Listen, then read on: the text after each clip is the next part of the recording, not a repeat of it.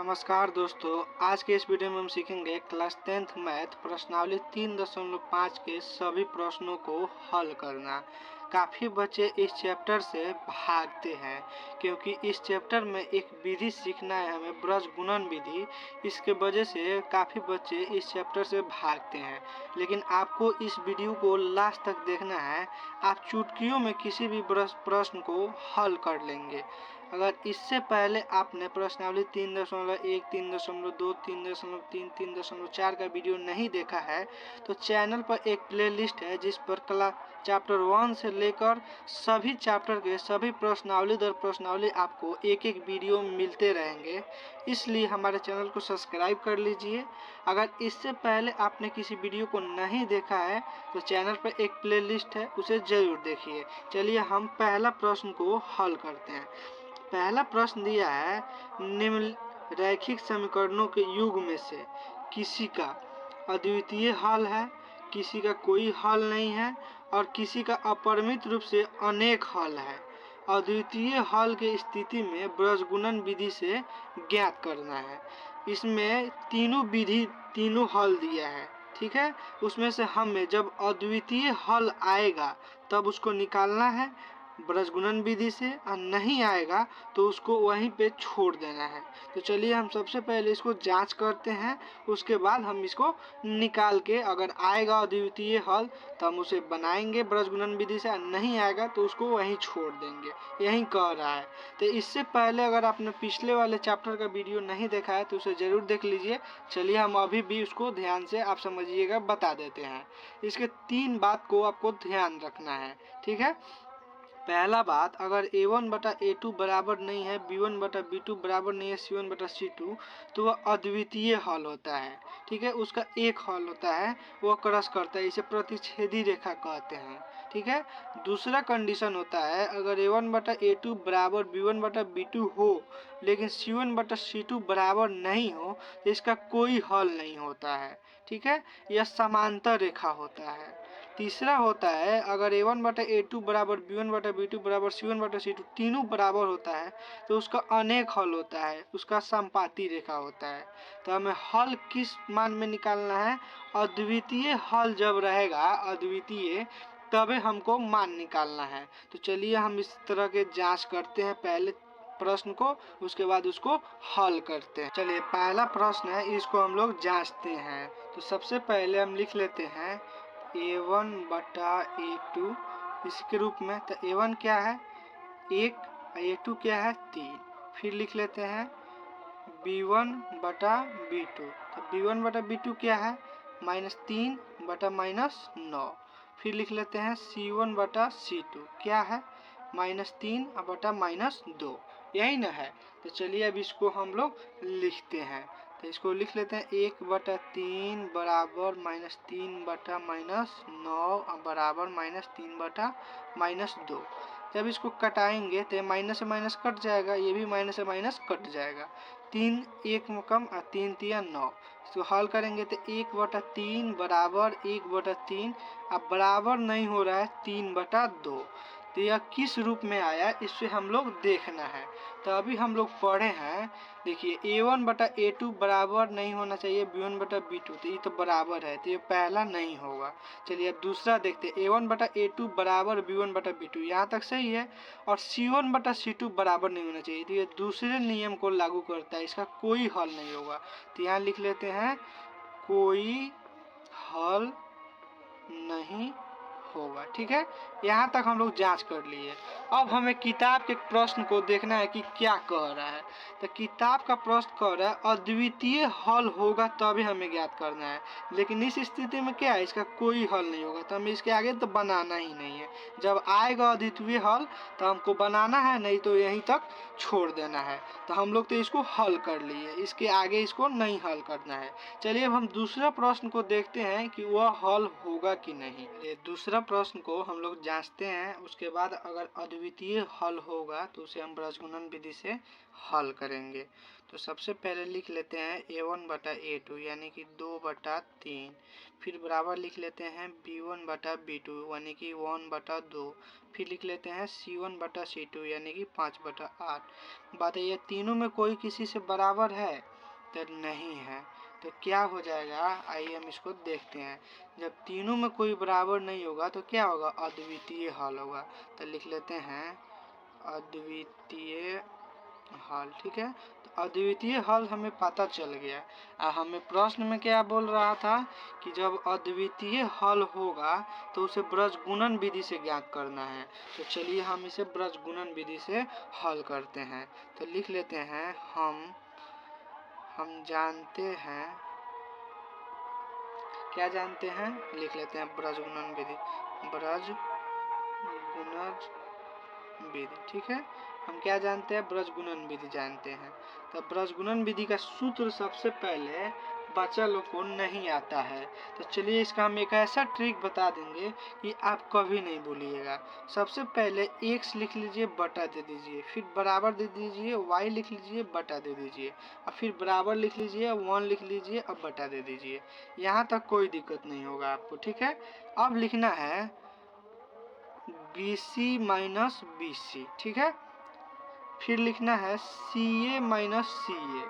ठीक है, और फिर लिखना है AB माइनस AB। यहाँ तक कोई दिक्कत नहीं है। देखिए दिक्कत कहाँ होता है बच्चे लोग को, उसका एक हम ट्रिक बता देते हैं। आपको याद रखना है 12 21 12 21। ठीक है, 12 21 कैसे लिखना है, देखिए 12 21 12 21 12 21। समझ में आया?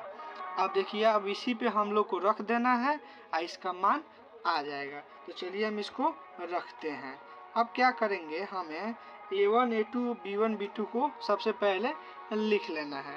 तो यहाँ लिख लेते हैं a1 बराबर कितना है, 2 है। ठीक है, b1 बराबर कितना है, 1 है। फिर c1 बराबर कितना है, 5 है। ठीक है, फिर लिख लेते हैं a2 बराबर कितना है, 3 है। b2 बराबर कितना है, 2 है। और c2 बराबर कितना है, 8 है। यहाँ से देख के लिख लिए। अब इसी मान को हम लोग को इस सूत्र पर रख देना है, बस हम लोग का आंसर आ जाएगा। तो लिख लेते हैं x बटा, क्या बोल रहा है, b1 गुने c2। तो b1 क्या है, 1 है। ठीक है, तो 1 लिख लिए। और c2 कह रहा है, c2 कितना है, तो देखिए c2 कितना, 8 है। तो गुना कर देना है 8 से। फिर माइनस है तो माइनस दे दीजिए। फिर बोल रहा है b2 कितना है, 2 है। तो 2 लिख देना है। c1 बोल रहा है, c1 कितना है, 5 है। तो यहाँ गुना कितना से कर देना है, 5 से। अब क्या करना है, फिर बराबर दे देना है, y है तो y है बटा में लिख देना है। फिर y में देखिए कह रहा है c1 गुना a2, c1 कितना है, 5 है। a2 कितना है, 2 है। ठीक है, इसको a2 कितना है, देखिए a2 कितना है, a2 कितना है, 3 है। 3 लिख लिए। फिर माइनस दे दिए। फिर कह रहा है c2, तो c2 कितना है, 8 है। उसके बाद कह रहा है a1 कितना है, 2 है। ठीक है, फिर बराबर 1 है तो 1 बटा है, a1 बोल रहा है, a1 कितना है, 2 है। अब b2 कितना है, 3 है। ठीक है, b2 कितना है, b2 है 2, फिर माइनस है तो माइनस, a2 कितना है, a2 3 है। अब b1 कितना है, 1 है। तो यहाँ लिख लेते हैं 1। इसी में बच्चे लोग को गलती होता है, बस इसी को आप ध्यान से समझ लीजिएगा तो आपका आंसर में गलती नहीं होगा। चलिए इसको हल करते हैं। तो x बटा 8 माइनस 10 हो जाएगा, बराबर y बटा 15 माइनस 16 हो जाएगा।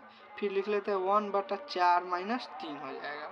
ठीक है, अब देखिए x बराबर हो जाएगा, क्या हो जाएगा, माइनस 2 हो जाएगा। फिर बराबर y बटा माइनस 1 हो जाएगा। इधर हो जाएगा 1 बटा 1, माइनस से माइनस कट जाएगा।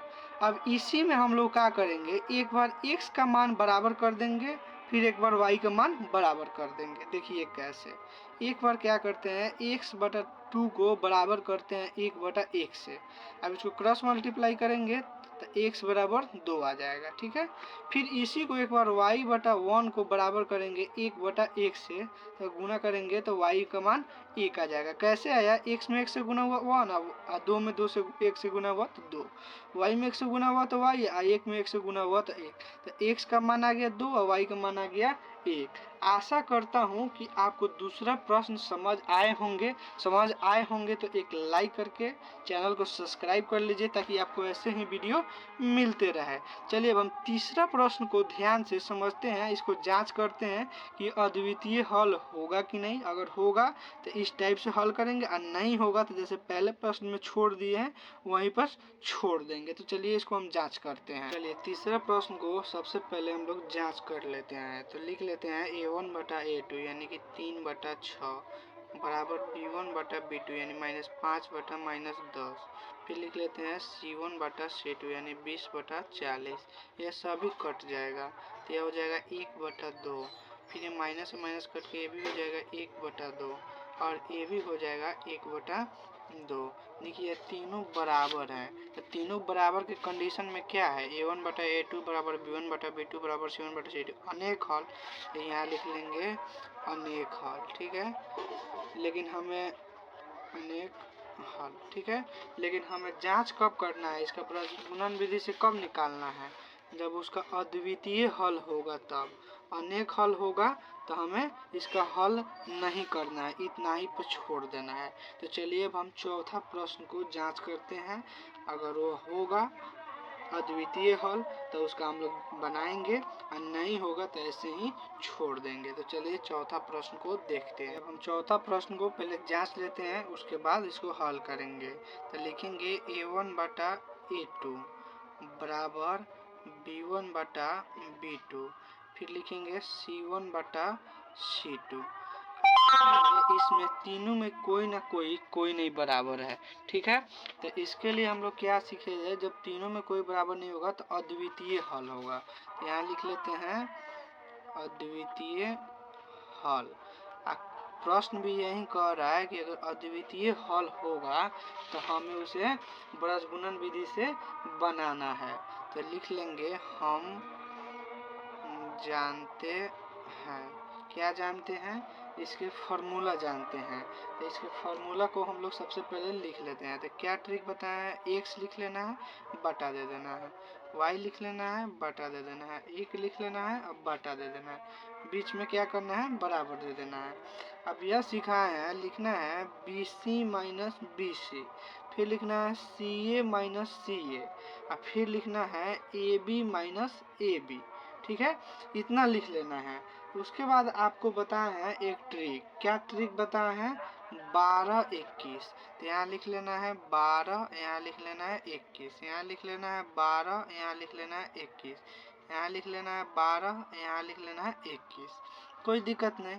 आप क्या करेंगे, इस पे a1 a2 b1 b2 का मान रख लेंगे। तो लिख लेते हैं a1 बराबर कितना है 1, b1 बराबर कितना है -3 और c1 बराबर कितना है -7। फिर लिख लेते हैं a2 बराबर कितना है 3, b2 बराबर कितना है -3 और c2 बराबर कितना है -15। यहाँ से लिख लिए। अब क्या करेंगे, इसको इस पे मान रख देंगे, ठीक है। अब क्या करना है, इसका मान रख देना है। तो चलिए रखते हैं x बटा क्या है b1 है, तो b1 कितना है -3 है और c2 है, तो c2 कितना है -15 है। तो क्या करना है, गुना करना है -15 से, फिर बीच में माइनस है तो माइनस दे दीजिए। फिर कह रहा है b2, तो b2 कितना है -3 है, इसको ब्रैकेट में लिख लीजिए। फिर गुना है तो गुना, c1 कह रहा है, c1 कितना है -7 है, -7 लिख लीजिए, यहाँ तो कोई दिक्कत नहीं। अब y का मान लिखिए, y में क्या कर रहा है c1 a2, तो c1 कितना है -7 है, तो लिख लेते हैं -7, ठीक है। यहाँ लिख लेते हैं -7। फिर गुना, क्या कह रहा है a2 कह रहा है, तो a2 कितना है, देखिए a2 3 है, 3 माइनस है तो माइनस। c2 कह रहा है, c2 कितना है -15 है, तो लिख लेते हैं -15। गुना कितना कह रहा है, फिर a1 कितना है 1 है, तो इसमें गुना कर लेंगे a1 से। अब क्या करेंगे, फिर बराबर देंगे 1 के बटे लिखेंगे। कह रहा है a1 गुने b2, a1 कितना है 1 है, ठीक है, a1 कितना है 1 है। अब b2 कितना है, b2 है -3, फिर माइनस दे देंगे। फिर लिखेंगे a2 इंटू b1, a2 कितना है 3 है, ठीक है। अब b2 कितना है -3 है, तो तो यहाँ लिख लेंगे गुना -3। अब चलिए इसको क्या करते हैं, हम हल करते हैं। ठीक है, अब इसको हल करते हैं तो x बटा हो जाएगा, ये दोनों माइनस माइनस कट जाएगा तो 15, तो यहाँ कितना हो जाएगा 45, माइनस 7 तिरका 21, ये भी माइनस माइनस कट जाएगा तो 21 बराबर दे देंगे। ठीक है, फिर y का लिख लेंगे, 7 तिरका 21 माइनस में हो जाएगा, अब माइनस है तो माइनस, आई 15 कितना है 15 कम 15 माइनस है तो यह प्लस हो जाएगा। ठीक है, फिर बराबर 1 बटा 1 में -3 से गुना करेंगे तो -3 हो जाएगा। अब माइनस माइनस मिलके कितना हो जाएगा, यह कितना हो जाएगा, ये भी ये माइनस ही रहेगा यहाँ पे, यह माइनस माइनस मिलके कितना हो जाएगा प्लस हो जाएगा। ठीक है, कितना हो जाएगा प्लस, तो यहाँ लिख लेते हैं +9। अब चलिए इसको हल करते हैं तो x के बटे में कितना आ जाएगा, इसमें से जब ये घटेगा तो आ जाएगा 24, फिर y में से जब ये घटेगा, ये -21 है +5 जाएगा तो कितना हो जाएगा 15 जाएगा तो 6 हो जाएगा। कितना 6 होगा, -6 होगा। ठीक है, तो यहाँ लिख लेते हैं हम -6, फिर लिखेंगे यहाँ पे बराबर 1 बटा यह कितना हो जाएगा 6 हो जाएगा। अब क्या करते हैं, एक बार x से तुलना कर लेते हैं, एक बार y से तुलना कर लेते हैं। x बटा 24 बराबर 1 बटा 6, ये एक बार हो गया, फिर y बटा -6 बराबर 1 बटा 6। ठीक है, दोनों से तुलना कर लेंगे तो देखिए x में जब 6 से गुना होगा तो 6x हो जाएगा, इधर हो जाएगा 24, 6 इधर गुना में है तो इधर आएगा तो भागा में हो जाएगा, तो ये कट जाएगा 4 बार में, तो x का मान आ गया 4।